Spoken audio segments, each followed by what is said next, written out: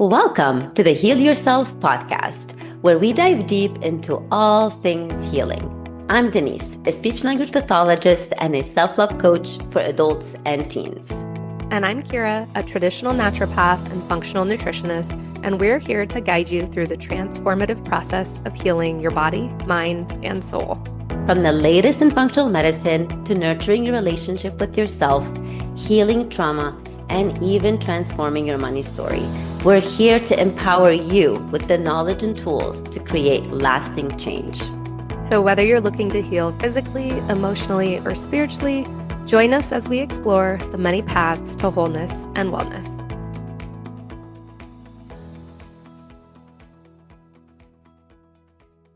Hey guys, welcome back to another episode of Heal Yourself podcast. And today you have Denise and I talking about motherhood.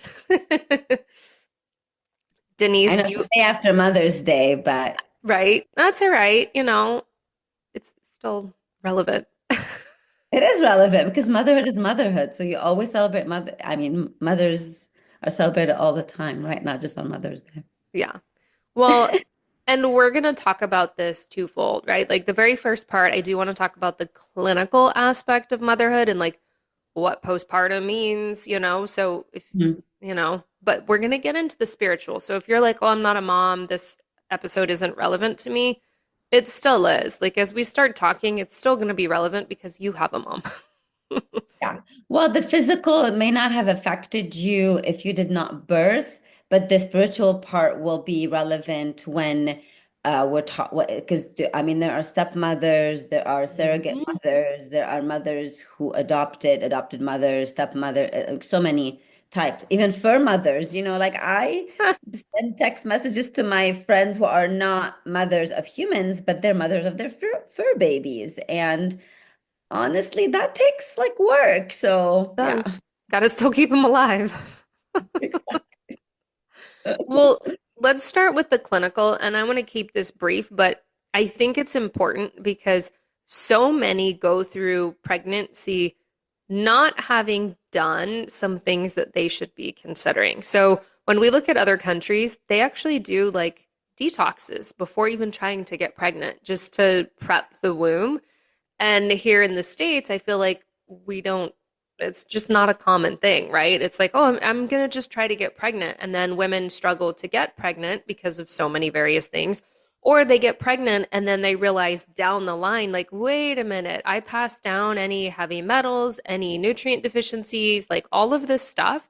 And so I think it's important to have the conversation of what does it look like to prep to become a mother? And I think that can vary from person to person.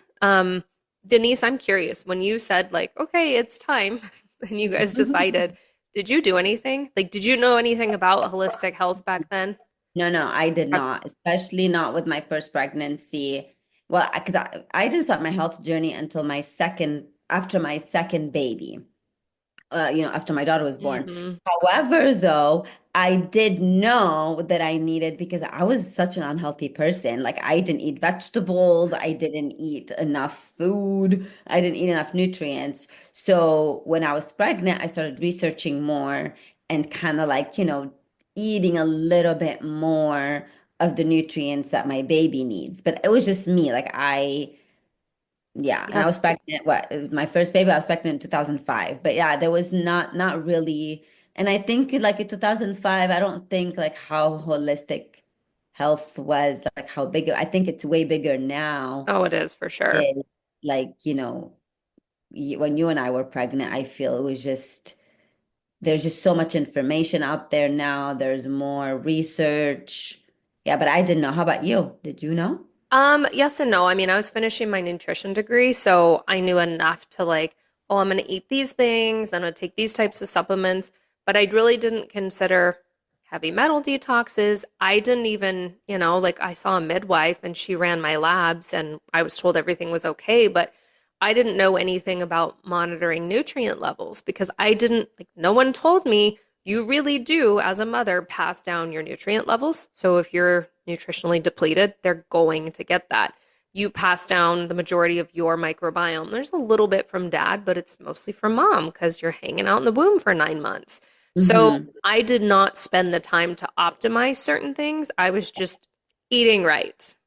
Yeah. Yeah. Well, I ate a little bit more than I was eating, but yeah, no, I did not know any of that. And I didn't know anything about, what pregnancy and birth and postpartum, and I mean, yesterday I saw a post by, the holistic psychologist, and I was like, oh my gosh, like crazy. Yeah, like you can, you know, like babies recognize like you when your brain actually alters after your baby's born or during the Mhm. pregnancy, stuff like that. So yeah. We don't, and that's the thing. We just take it for granted. It's like, oh, there's this miracle, but we don't we don't really do anything with it. It's like, okay, really cool. But again, we've got to prep, but then look at the after effects. Again, something no one ever told me was that the postpartum period was 5 years. Like I just took my prenatal vitamins, I think, until he was born, and I finished them out. So maybe several months after, maybe I took them while I was nursing. I don't remember, but I Yeah. certainly didn't continue to monitor anything for 5 years. And you are still super depleted between nutrients and sleep, hormones, like all the And then things. some people have like, babies are really close in age. Uh, So, they're like, so talk to us a little bit. I mean, I know you know more with that clinical side about like, the depletion and the nervous system and all the jazz that we just need to understand. And also, appreciate our bodies for. I feel mhm. like we immediately, like what, you get 6 weeks and you jump in back to work and to Yeah, the hustle and the bustle, and it's like your body didn't even recover. no. And then sometimes like people really dismiss the postpartum, like, oh, what's wrong with you, blah blah blah, whatever, and you feel pressure, maybe. I don't know.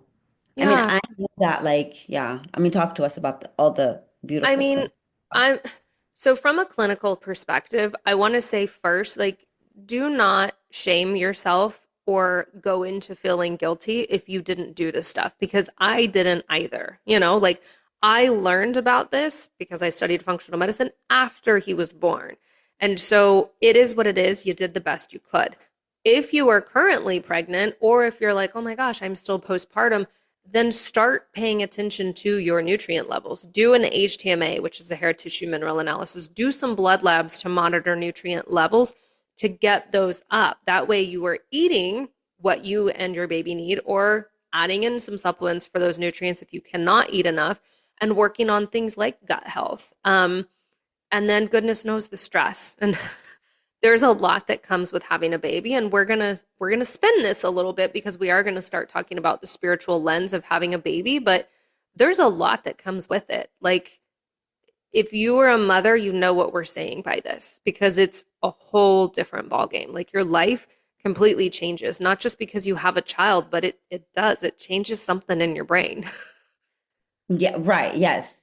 Um, and I feel that, I mean, it's not e like if you want to think about it, it's not easy to grow Mm-mm.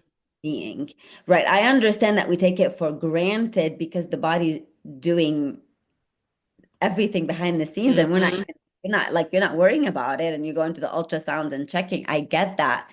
But it's also like there is a big, big burden on the body that Mm-hmm. definitely needs to be addressed, with nutrients. And we're going to talk about the spiritual side.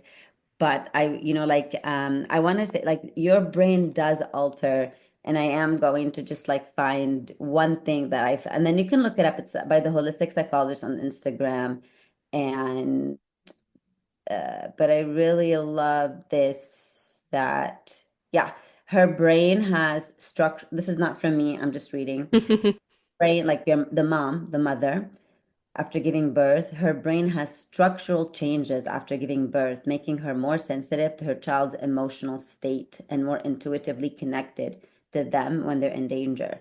Mother's intuition is a scientific fact. So, Mm-hmm. I mean, I'm glad that the research has improved right now and we have so much knowledge, at this moment. But also, I wish I knew all this information because I Same. would have more, I would have taken it easy on my body and not Yeah. just been into like cleaning and Yeah. doing. Let me get back to work and I pulled a freaking muscle after.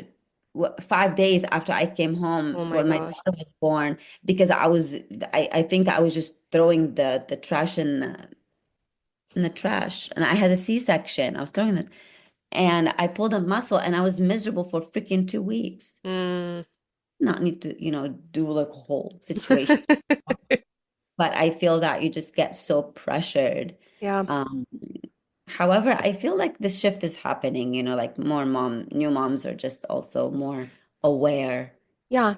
And paying attention. And that's the thing too. When you're tapping into the intuition, that does take more nutrients. So, Yeah, yeah, so yeah, I mean, I could talk about that all day, but I know we want to go a little bit deeper. We don't want to make this about like, what do you do to optimize your health for pregnancy or postpartum?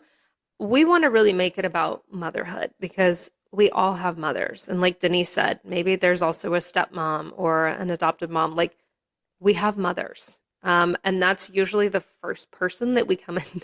Okay, that is the first person we come in contact with. Even if you're taken away, right? If you're adopted, you're in your mother's womb for yeah. 9 months. Think about everything you're absorbing. So I mentioned that you can absorb nutrients and the microbiome, but you can also be sitting in a cortisol bath. You're absorbing their stress, you're absorbing their nervous system. Like there's so much that comes from mom that you need to know to better understand yourself. Yes. And that's, important to think about. Yeah.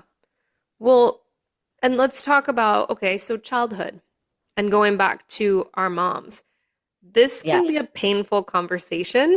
um, it could be a painful conversation, but it doesn't have to be a painful it conversation, doesn't right? have to be, but I mean painful because I think, excuse me, you can realize some patterns. So like Yeah. even for me, I felt like my childhood was good. Like I Yeah. couldn't complain, right? I didn't have abusive parents. They stayed married, but as I dug into some of what motherhood really looked like and what we absorb, I started to recognize patterns of like, oh my gosh, I understand why I never feel like I'm good enough because I had these unmet needs in childhood. She wasn't fully emotionally available. She was stuck in survival mode. And I can guarantee she never resolved trauma from her own life. Now, I'm Yeah. not saying that to fault my mother, and I don't want anyone No, to do that, no, no, but no. to Yeah. recognize, yeah, how did that show up in my life now? Right. And what can you do to change it, right? So yes, recognizing the pattern, but not Mhm. blaming and pointing the finger. No. Our parents, I mean, and even in the shittiest situations, Kira, even if people have gone through the abuse or through abandonment or whatever, it's also important to understand that holding the grudge doesn't help anybody, Mhm. right? So what happens is our parents did what they can do with the tools that they knew and they had, right? We have different tools, we have different things. However, I love what you're saying is recognizing those patterns, right? I mean, to me, it required me the remodel and living with my parents for a year to understand, like, wait a minute, some of the emotions, some of the things that I say, some of the patterns that I do is being reflected in front of Mhm. coming from me. And it took me a minute. And this is when we kind of go back to the episodes where we always say dig through the messiness, because when I was digging through the messiness, and every time I would say, wait a minute, those are not my emotions. Those are not my thoughts. Those are not this. And this is how you also start reparenting yourself in Mhm. order to fulfill those needs, right? So, like for example, I'm going to give an example. My mom is very OCD, very I'm also the oldest, and very was very, very, very strict on our grades, like gotta have the good grades and everything. So I really grew up with like making sure like this high achiever level. Like I always got to be, have the good grades, have the, get the certifications, get the degrees, get all that, right? Mhm. And but then what did that leave me with? Like that stress, that constant stress. And I keep talking about it. And sometimes I feel like I'm a broken record, but like the Mondays would like, oh my goodness. And I worked so hard to achieve the Mondays I have now. I have nothing on the schedule other than, recording with you or, but I had to reparent this child. I was like, I had to Yeah. tell her, It's okay. There's no test right now. You're not having to fail. Mom is not checking your grades. You're not having to show mom the report card. That's not the best, even though I always had good report cards, but if they were not to her liking, it Same. was going to be a situation, Yep. and then her liking is like A plus plus, you know what I mean? Mm-hmm. So, and then I always remind myself, like, look at you, you turned out amazing, and then, however, it does require some reparenting if some of the needs, and my parents were amazing parents, and but again, like I said, they were doing what they knew what to do in the Yep. moment that they were going through, in the situations and the experiences. I have to also remember that they were going through a war and they were trying to raise children during that. So yes, they were in survival mode. I had to remind myself that my mother was in survival mode, and my Mm-hmm. my, my dad, like when they were raising us, can you imagine like you're washing the dishes at home and then bombs start like, dropping, and then you have to leave everything and call people to pick up your children, like, Yeah. you know. So like understanding where they came from instead of blaming and pointing fingers. That's what I Yep. have done and been doing and continue to do because it never ends. The patterns are sometimes really rooted. So recognizing the patterns and choosing differently. But it's really important not to blame and not to hold the grudges. If Because it doesn't Yeah, serve you. Like it there doesn't. is no purpose. In fact, it's harming you if you're holding on to grudges and blame. And like you said, and I think it's so perfect, we hear it all the time, but your parents did the best they could with what they had. Just like you are currently doing the best you can with what you have. Nobody says, I hope to be the shittiest mom in the world. Like it No. doesn't work that way. Yeah. So Yeah. please let go of any of the blame, but start to look at how did I grow up? Like you said, if I was raised in a family where my mom was constantly frantic and thinking about, oh my gosh, when's the bomb gonna drop? Yes, you're raised in a war environment, so you're already going to be dysregulated, but you're adopting that. That's what you're witnessing. So if our parents are regulated when we grow up, we are going to be regulated. If they That, hated themselves, we're going to learn to criticize yes. If ourselves. that felt left out, we're gonna feel left Yes. out. If that constantly you heard, oh, the fear of missing out, it's yeah, it's just, but also I have to also remember that I'm going to give an example of Dr. Wayne Dyer talks about it too. He's never met his dad. His dad abandoned them when they Mm, were little, when he was a baby. And his whole adult life, all he was obsessed to meet his dad. He tried to find him and this and this and this. And I know he talks about it in one of his books, and I don't know, you can always look it up, Wayne Dyer talking about forgiving his dad. And finally, I think he finally was able to go to his funeral or oh something. wow. And this is when he just forgave him. And this is a man who's never met his dad. His dad abandoned them. Hmm. Mom had to put them in a foster home for a few years, I think, so she can get herself, all financially, Hmm. and worked really hard to get all her boys back, et cetera, et cetera. But he felt the minute he forgave his dad, and like he's never met him, and he felt that freedom, and he talks about it, stuff like that. So, like, yes, you and I did not have shitty parents, and our parents still in our lives, but we also have to remember and that there's somebody maybe listening that don't have that, right? Or they Hmm. did have the shitty parent or the abandonment or whatever. We're not here to tell you, not to be angry or to Yep. get upset. I get it. I get it. But what are those emotions doing, right? To So it's you. just Yeah. freedom is just with letting go, understanding, what my parents did, what they can do with what they Hmm. had, but now it's my job. I'm the adult now. Yeah. Now I can reparent myself. Yep. I can show up as the mother that I wanted. Even if you had a great mother, but you may have needed something different, Yep. show up with that, right? So that's now it's your turn right now to take that responsibility.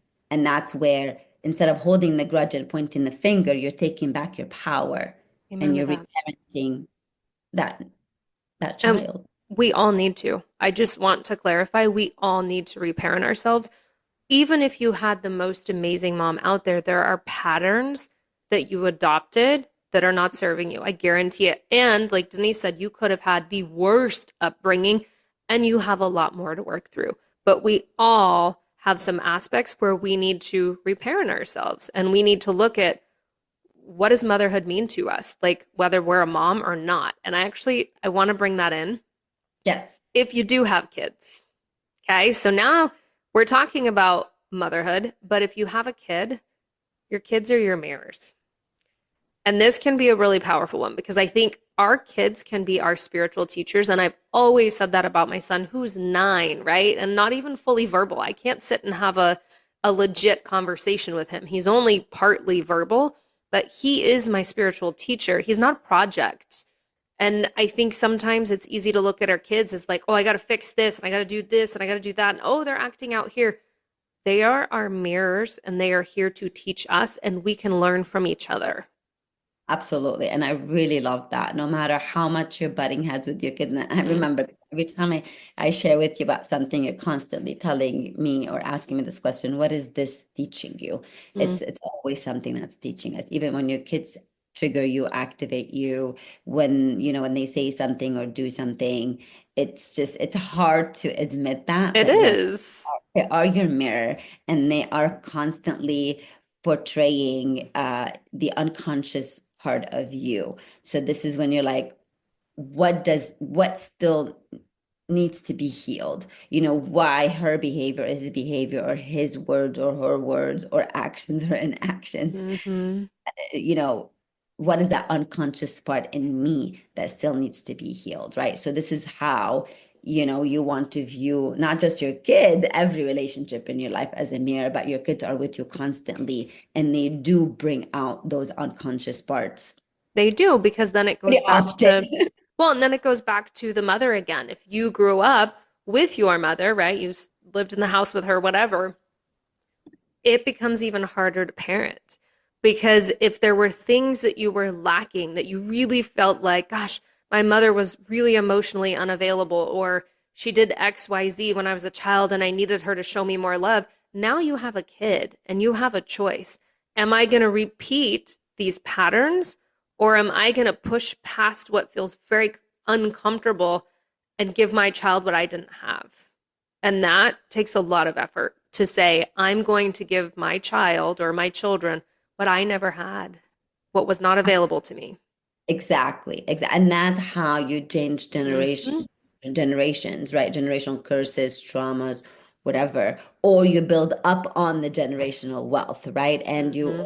rebuild or whatever. But yeah, I always say like, the things I take what I like from, the culture or from my upbringing, etc. But I always put my own twist on it. And again, motherhood does not come with the manual, it doesn't come with No, the I've looked workbook. for one. Yeah. So even the things that we're saying you may not agree with, and that's okay because we're just two people that are sharing an opinion, and it could be something, your opinion could be something completely different, and that's fine.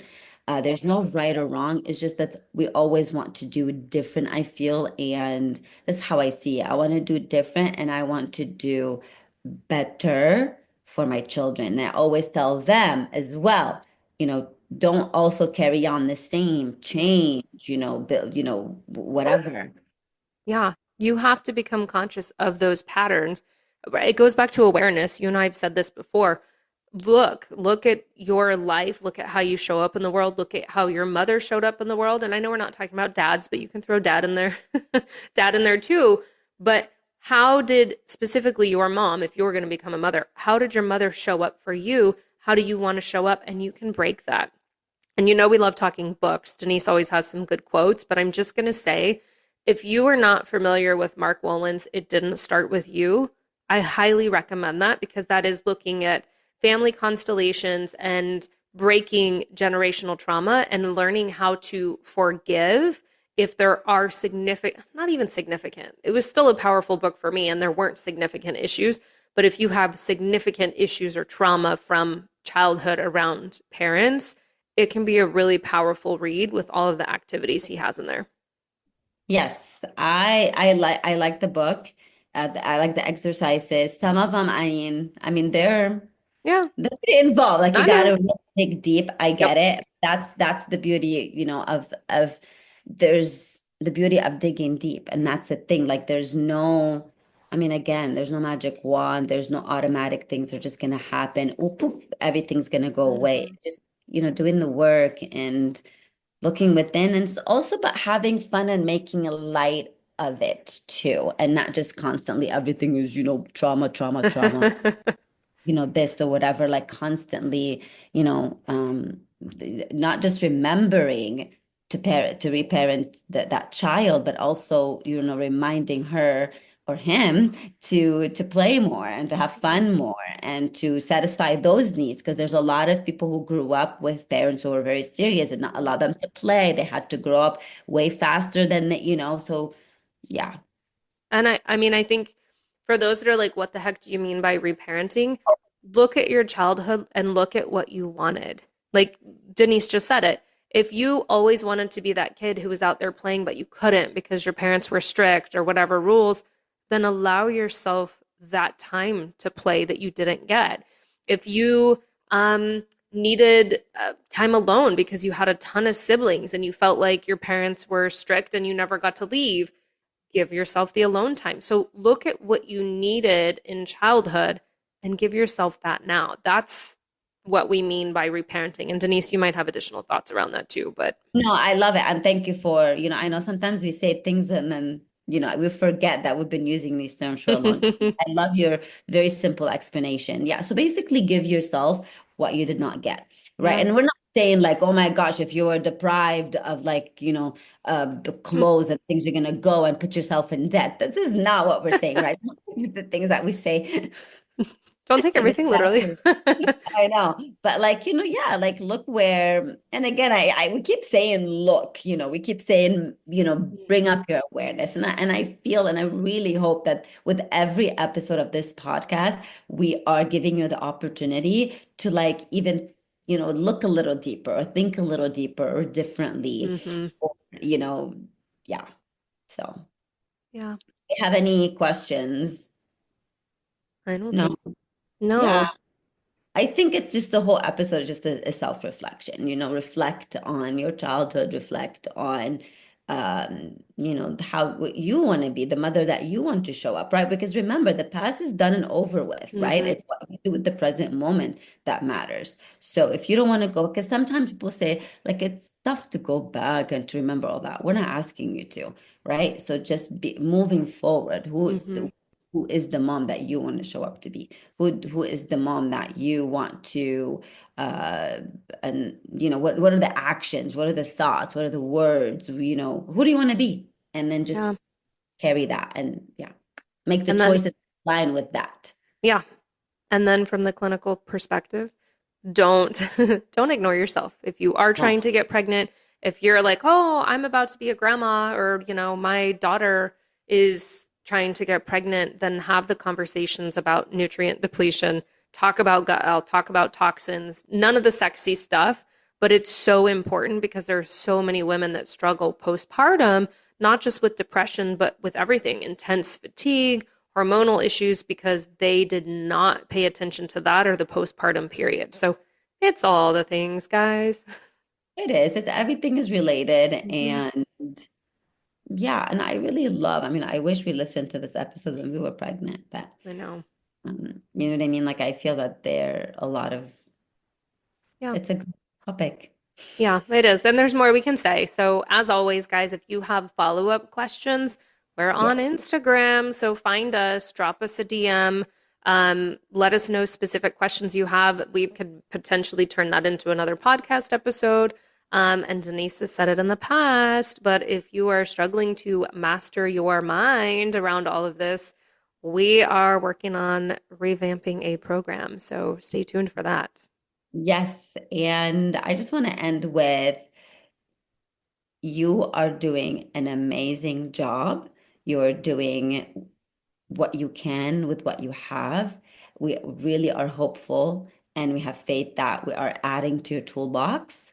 And we truly, truly, truly celebrate you and we want to celebrate you. So if any of the episodes are resonating or you are applying some of the things we are saying and you are noticing a shift or a difference, we would love to hear from you.